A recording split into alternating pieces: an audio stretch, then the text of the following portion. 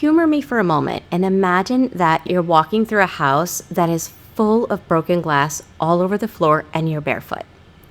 Every single move that you make has to be calculated. You can't move too fast. You can't put too much pressure down. As you're walking through the house, your muscles are tight. You're holding your breath. Your heart is beating fast. You just want to get out of that house. Now imagine that your body is stuck in that state of hypervigilance 24/7, except the broken glass isn't on the floor. It's in your relationships. This is hallmark of narcissistic relationships, right? Where you are chronically walking on eggshells because you're so afraid of how that person is going to react, them getting angry, them getting upset with you, and all of the emotional punishments that come with that. Well, in this video, I really want to help you to understand what happens long term when you're walking on eggshells in a relationship. I'm going to go over 10 things that can happen to survivors of narcissistic abuse as a result of this. And at the end, if this resonates with you, I want to give you some tips that can start helping you to undo the damage that walking on eggshells brings to your personality, to your nervous system, to your relationships, and to your life. For those that don't know me, my name is Michele. I'm a survivor myself of narcissistic abuse. I'm a somatic experiencing practitioner and the founder of the School of Transformation.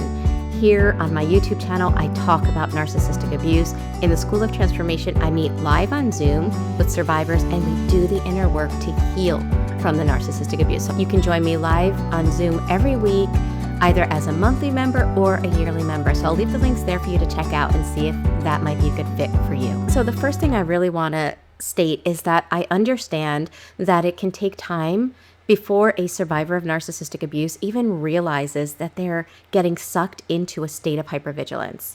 It's not something that happens overnight. I remember with myself, as I look back, right? Hindsight is always the best sight. But looking back, I remember with myself, it started with time. It was like all of a sudden at a certain time of day, I would start to like feel my body on edge. I'd be doing these checklists of what did I do today? What's this person going to say? How are they going to respond to this? And it was usually maybe an hour before the person in my life that I feel is high on the scale would be getting home, right? So it's like my body was on a schedule with hypervigilance. So I was present a lot still, but then I would slip into hypervigilance. With time, however, the hypervigilance became 24/7. And to be honest, if I had understood narcissistic relationships at that time and what they bring out in a person and what to look for, there was actually something I was doing even before going into hypervigilance an hour before that person got home. And I'm sharing this so that you can evaluate, like, is this happening in your life? Because if you are stuck in hypervigilance, you're going to want to listen to this video to see what can happen to you as a result of long-term hypervigilance.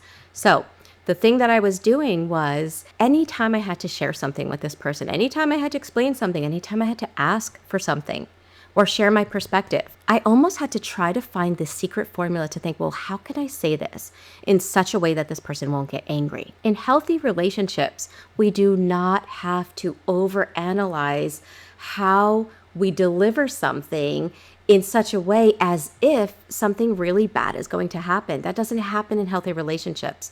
It happens in relationships where a person is controlling, where a person is narcissistic, where a person does not allow you to feel safe to be you. I wish I had realized that. So if in your relationships, you are constantly overanalyzing anything you say, then you're already slipping into that state of chronic hypervigilance. That being said, let's start the 10 things that can happen to a person as a result of long-term chronic hypervigilance. Let's start with how hypervigilance affects you on an emotional level. The first being that you wind up living life in a chronic state of anxiety. By monitoring all of your words and all of your actions to simply avoid setting someone else off or to regulate somebody else's emotions so that they don't get angry, causes you to live life in a state of chronic stress. As a result of that, a lot of people feel like their whole personality changes. They go from being somebody that's happy, laughs a lot, to somebody that literally feels like they're living life walking through a minefield. Number two is a loss of authenticity. If you have to stifle yourself, your personality, your thoughts, your feelings, your actions, because being you makes somebody else upset, then oftentimes by the end of a relationship like that, you don't even know who you are anymore. One of the most common phrases that victims of narcissistic abuse often say is, "I miss me," because they've been yanking their personality inside out so much to try to please an unpleasable person that they lose themselves in the process. The third emotional side effect of chronic hypervigilance is emotional exhaustion. Because there is this chronic tension, you never know what's going to set them off, because what set them off yesterday is not what sets them off tomorrow. Everything is always changing. It's so unpredictable that your body's like, I'm never going to rest.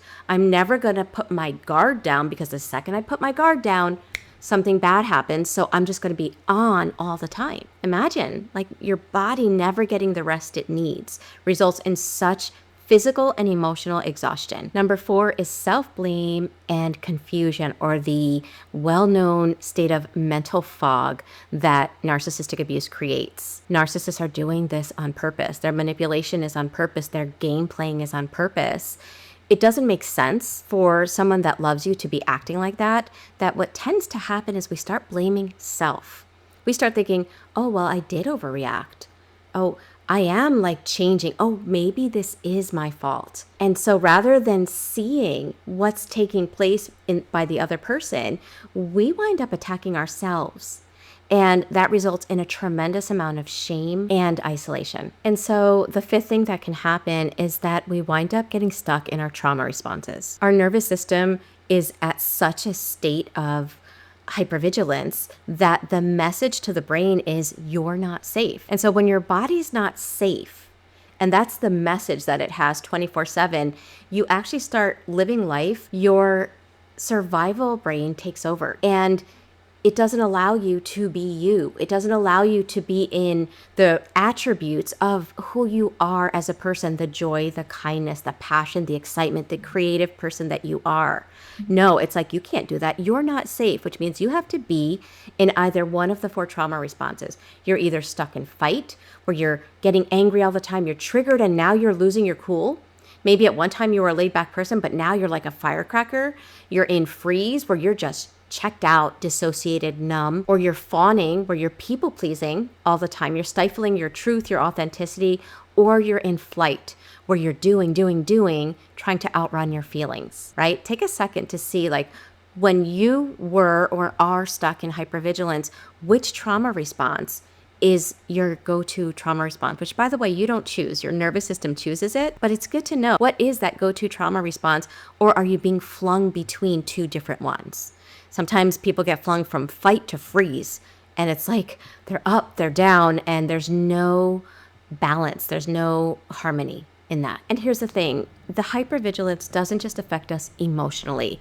It starts to break down the body as well. Because imagine if you are in hypervigilance 24/7 for months or for years, it's gonna start wearing down your body. It's basically like having your phone screen on 24/7, right? That's going to drain your battery, and eventually things stop working. Well, it's the same thing with our body. So let's talk about 5 things that happen to you physically if you're stuck in chronic hypervigilance. Number 1 is chronic fatigue.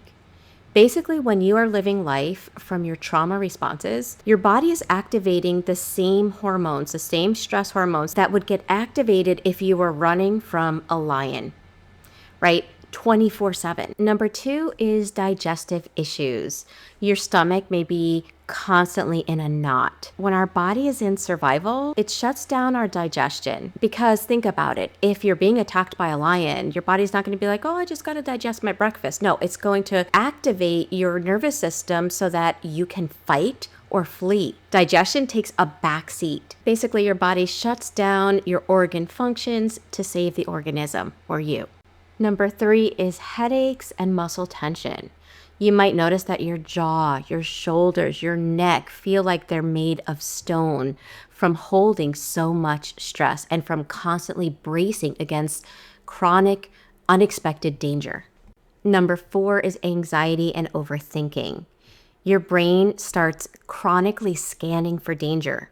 So it becomes really hard to relax. It's extremely difficult to trust people, even healthy people. And as a result, it's really difficult to make decisions. And then the last thing that I wanted to mention as far as physical challenges that take place is autoimmune problems. When your body has undergone so much stress for such a long time, it weakens your immune system and people get sick. Now, if any of these resonate with you, two things tend to happen when somebody comes across this information.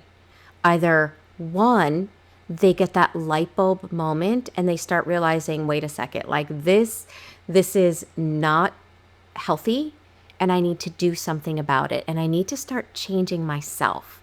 Or they tend to have a hard time thinking that they can do anything, and they tend to try to get the other person to see what's happening, thinking that if I can get this person to see it, then they'll change so that things can get healthy, right? We either go to changing ourselves or we go to changing the other person. That's just a reality. I want to state really clearly that if you find yourself feeling compelled to try to get the other person to change, to try to help them to understand what's happening to you, thinking that maybe if you could just get through, that then you'll be okay, things can work out.